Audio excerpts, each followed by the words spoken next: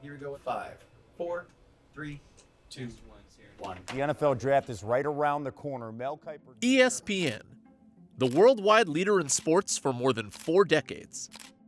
Welcome, everyone, to the ESPN Sports Center. We'll be filling you in on the pulse of sporting activity, not only around the country, but around the world as well. It's been the most watched basic cable network in total daily hours for the last 32 consecutive years. But the world of media is changing, and it's changing rapidly. From 2013 to 2023, about 40 million U.S. households canceled traditional cable. That's not good news for ESPN, which gets about 62% of its revenue from cable subscription fees. The industry is in a transition phase right now. We're seeing declines in the traditional ecosystem, cable and satellite universe, and there's a transition to digital.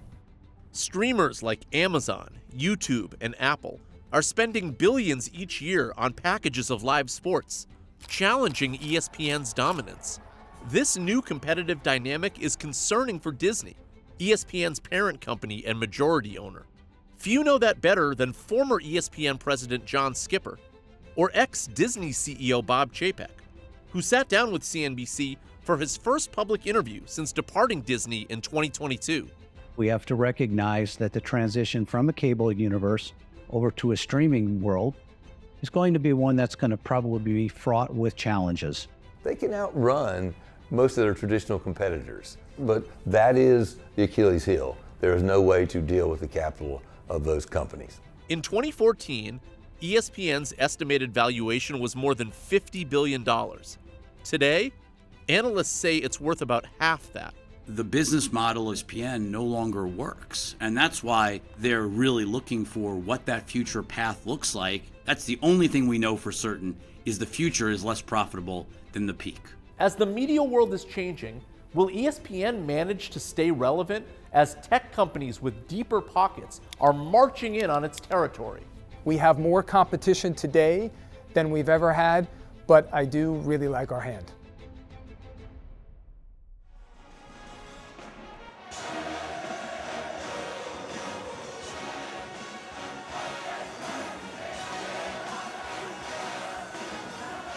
We're here in Baton Rouge, Louisiana, a huge women's basketball game today. Number 1 South Carolina against number 9 LSU.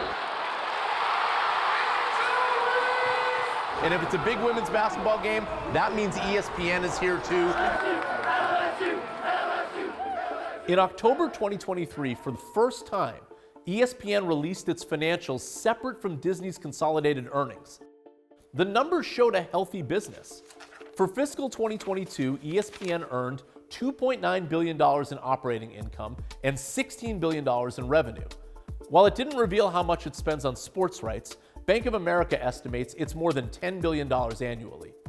Chairman Jimmy Pitaro has run the sports network since 2018. What the world saw is that despite cord cutting, which is material and a significant part of our business, revenue and operating income or profit was up in 22 year over year and 23 year over year. Most people were surprised by that. But the business is showing signs of stagnation.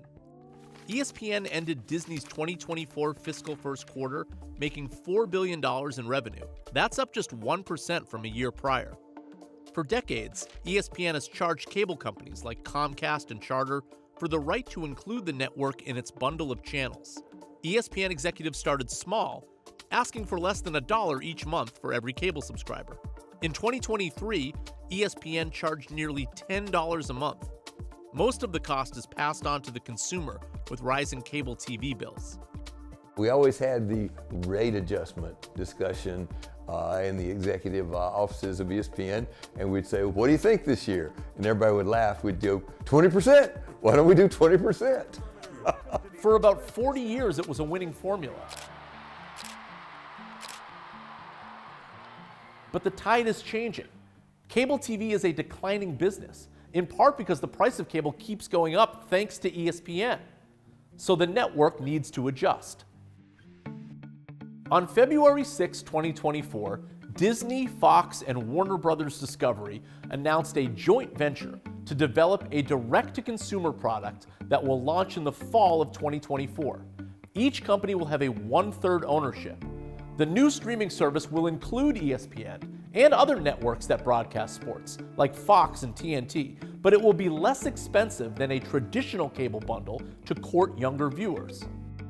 We've watched for years the decline of basically the linear bundle on cable and satellite. We've been preparing for a world where that business is not as strong as it used to be. I'd rather be a disruptor than to be disrupted.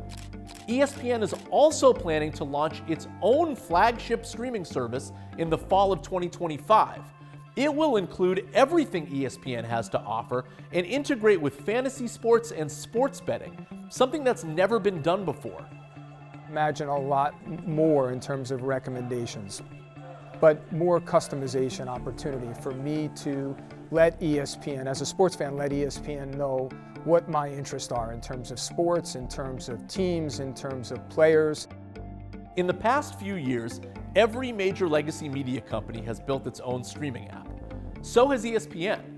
ESPN Plus debuted in 2018 and gives users access to thousands of live games and studio shows for $10.99 per month. The app had 25.2 million subscribers. That's about half the number of Hulu customers and about 1/10 of Netflix's global subscribers. Still, ESPN Plus is really ESPN Lite. It doesn't include the network's most popular programming, like all of Monday Night Football. That's still exclusive to cable subscribers, at least until ESPN launches its 2 new streaming apps. Petaro isn't yet sharing how much either service will cost. Both products are sure to be among the most expensive streaming services on the market. But it's not clear how many non-cable subscribers want to pay for sports at all.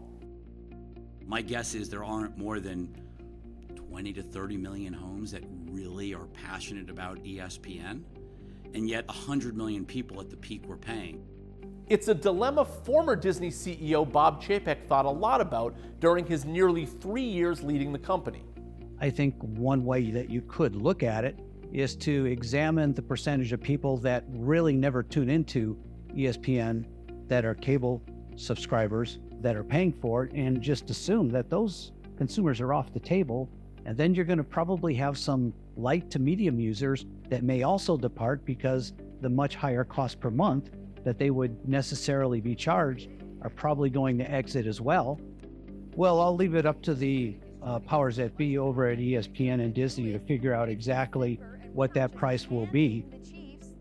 To increase the popularity of the flagship streaming app once it launches, ESPN has begun talking to potential strategic partners, including the NBA and the NFL, who could help market the product and provide it with additional content. ESPN could even offer a partner a small stake in its business, although Petaro says that may not be necessary. It's not about equity, right? It's not about these partners taking an ownership interest in ESPN. This is about partnership and accelerating the launch or the adoption of ESPN flagship. It's possible that maybe that cash itself is what they're after, but strategically, I don't really see a benefit in bringing on yet another minority partner into ESPN.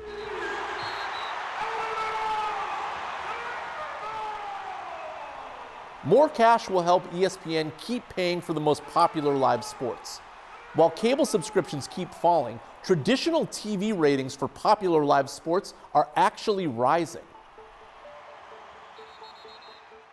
No matter how the world of media changes, sports fans aren't going anywhere. 20 of the top 21 highest-rated shows on television last year were NFL games. Only the Oscars broke the streak. This year's Super Bowl had more than 123 million viewers, the largest televised audience ever. NBA game viewership across ESPN and ABC was up 16% in 2023 from the year prior. The more people watch, the more advertising revenue increases. That leads to more media and tech companies bidding on rights, which drives the price of live sports packages to astronomical levels. The NBA is set to renew its media rights deal in 2024 and will likely ask for at least double the $24 billion it charged for its last 9-year contract. In March 2024, ESPN inked a deal for the exclusive rights to the college football playoffs through 2031 for $1.3 billion a year. Ratings in general for sports programming are up. If you look across NHL, NBA, NFL, it's amazing to witness. And I'm talking about linear ratings. And nothing is more expensive or popular than Monday Night Football. Two. Giants offense graphic font too. Yeah, that'll be over 54. ESPN first bought the rights in 2006. The price, $1.1 billion per year. When the network renewed its deal 8 years later, it was paying the NFL $1.9 billion a year. And by 2021, the price tag for Monday Night Football and associated Saturday and playoff games had jumped to $2.7 billion a year. That is more money than any media outlet pays for any single package of games in any sport per year. And it's paid off. Monday Night Football has been the most watched cable series in 15 of the last 18 years since ESPN has broadcast the games. And it's been number one for the last 7 years in a row. It's averaged 13 million viewers since 2006, outperforming nearly everything on television besides other NFL games. And ratings keep going up. The 2023 season was the most watched since ESPN obtained the rights, averaging more than 17.3 million viewers. In 2022, ESPN spent more than $150 million combined for 5 years to lock up play-by-play announcer Joe Buck and color commentator and former Dallas Cowboys quarterback Troy Aikman. I'm curious, Troy, from your perspective, growing up with ESPN in the background and you playing, were you and your teammates aware when you were on SportsCenter? How big of a deal was ESPN? Well, it was a huge deal. Yeah, I mean, it was at the center of the universe for all athletes, not just NFL players, but NBA, MLB. It doesn't matter. So, and I don't think that's been lost over the years either. I'm curious, from your perspective as broadcasters, how your job has changed, if at all, as the technology has advanced and more people now are watching it on their phone or they're streaming it. I do think the sports fan, and in particular the football fan, is way more educated than she or he was back 30 years ago. And I think that forces then us to stay ahead of that. ESPN is preparing for younger audiences that consume content in new and different ways. Things like alternative broadcasts, like Manningcast, featuring brothers and former Super Bowl winning quarterbacks Peyton and Eli Manning.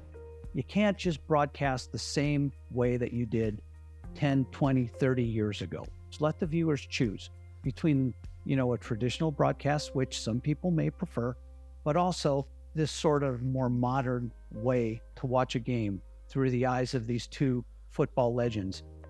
But programming innovations alone won't stop the macro trends that are changing the industry. To build a moat around competitors, former ESPN president John Skipper had a clear strategy: buy live rights and lock them up for as long as possible. We are going to make sure that we are so far ahead, have so many rights, that we'll never be able to be caught. And that's still true today, certainly for the traditional media businesses. ESPN currently has multi-year deals for Major League Baseball, the NBA, the WNBA, the Masters, UFC, Formula One, and many others. I had experience of building studio content around games. I'm like, let's build some studio content. Let's do pregame, postgame. Streaming world, people don't care much. They come in right before the kickoff starts and they leave pretty quickly after the kickoff ends. That could spell trouble for ESPN's studio shows, including SportsCenter, the network's signature show. Which just seems unthinkable 8 weeks ago. Louis Riddick, we appreciate your insight here on SportsCenter.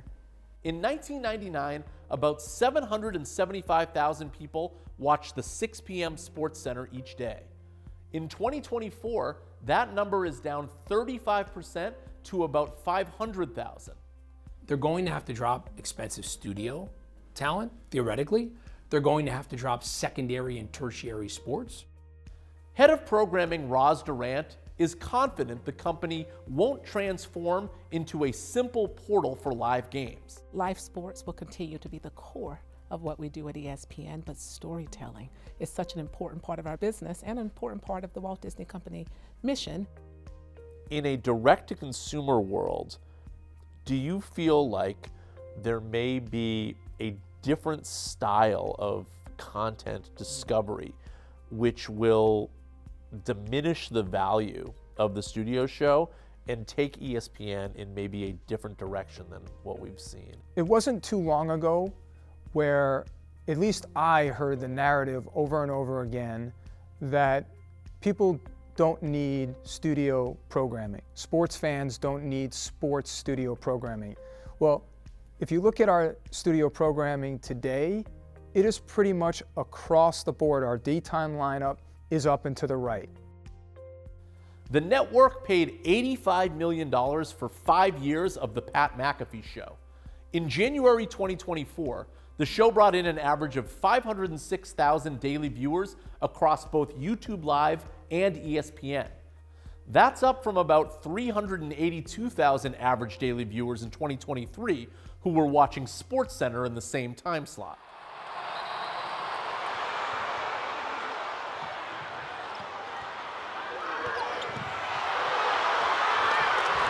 Being here, you can't help but be overwhelmed by the energy of this.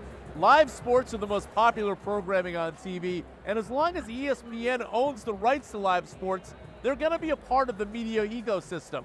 The problem is there are now new buyers, Netflix, Google, Amazon, Apple, that are also interested in sports, that are now competing with ESPN, that didn't used to compete with ESPN in a traditional cable TV model. And so now the question is, can ESPN compete against companies that have much bigger balance sheets than Disney? The market capitalizations of Apple, Amazon, and Google are all dramatically larger than Disney's. But do these companies want to outbid ESPN for future live sports rights? So far, they're testing the waters.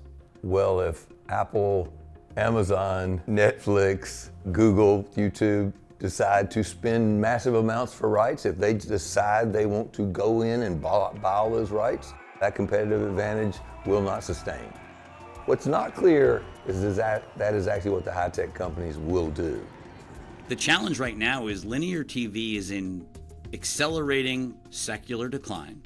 Everyone is looking for the exit door. No one's really sure how to do it. And it's not clear what the appetite from the tech companies is for sports rights. Google's YouTube spends $2 billion each year for NFL Sunday Ticket. Amazon is paying $1 billion per year for Thursday Night Football. For Amazon, spending big money on live sports helps increase Prime subscriptions. In the first 3 hours after going live with its first Thursday Night Football game, Amazon had more Prime signups than during any other one-day period. Ratings were up 24% in year 2. The way we know our investment's paying off is everything we're doing is to make Prime more valuable. Thursday Night Football is a key part of that. There's nothing like the NFL. It's unique, it's uniquely valuable, and so to bring that to Prime members makes Prime more valuable. So all of that part is working. It's an 11-year deal, so we're really just getting started. Amazon is also building out its advertising business on Prime. Live NFL games could be an essential piece of the puzzle.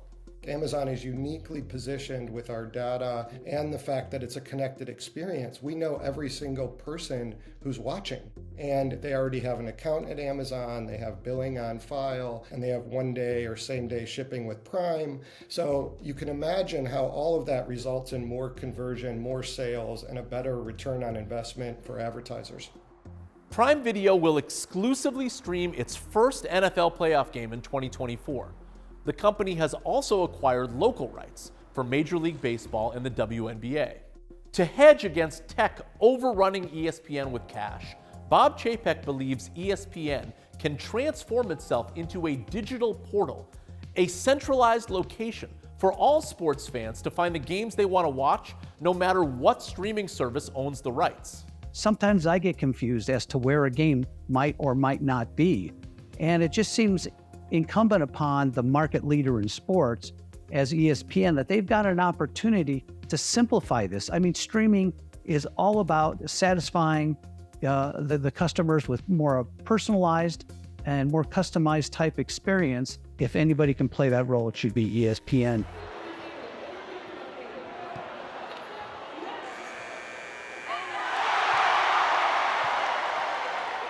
The strategy in the next 2 years seems clear. ESPN will debut new streaming offerings while managing the decline of cable TV. Disney CEO Bob Iger has repeatedly said he's committed to keeping ESPN a part of Disney. Sports stands very, very tall in terms of its ability to convene millions and millions of people all at once. And we want to stay in that business. But Wall Street realities are harsh. If ESPN's revenue starts declining with cable cancellations and streaming can't make up the difference, Disney may need to sell or spin off ESPN. In fact, some believe that's the real reason why Iger decided to publish the sports network's financials. If you were preparing to do that, one might assume that a separation of the business that you were going to spin would be a wise move so that you don't, mix oceans, as they say. I think ESPN and Disney have put themselves in a position to have optionality. I don't think anything definitively has been concluded because time will tell. These big tech companies with all this capital, if one of them were to decide that they wanted to be the leader in sports, there's an obvious way to do that. Acquire ESPN. Who's buying these assets and how do you, what's the bid? All of these legacy media companies, everybody theoretically wants to get out of linear TV, but at what price and to who? And so my guess is, as much as I think Disney shouldn't own ESPN in 5 years, my guess is they actually do. But if ESPN is spun or sold, Disney will lose the billions in cash the sports network generates each year. Absent their being able to extract a ton of cash from somebody who's just so excited about owning ESPN that they will overpay for it, it doesn't solve the cash problem.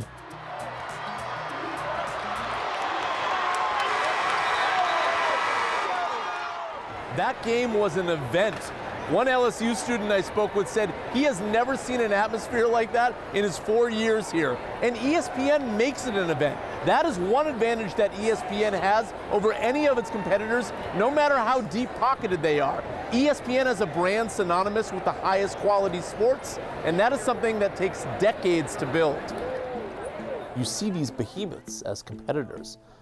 How does that change your strategy? Does it make you worried for the long-term success of ESPN? I'm not worried. I'm not worried at all. We have to remember that content is king. There is no better, more significant brand than Disney and ESPN. Well, ESPN is a critical part of the Disney portfolio of companies. So I don't really think there's much of a risk that they're going to in any way become less relevant or less important. They may figure out how to do the best content they've ever done. They may figure out ratings are up on a lot of things for ESPN right now. They may figure out how to make it as dominant a business. I don't think they will figure out how to create a better business model in a direct-to-consumer world. Streaming services have overloaded consumers with content. Add in TikTok, Instagram, and YouTube, and people have more entertainment options than ever before. But sports are still watched live together. They're arguably the last vestige of the American monoculture. As long as these trends continue, fans are going to want a place to follow their favorite teams and players 24/7. It's Disney's job to make sure that place remains ESPN.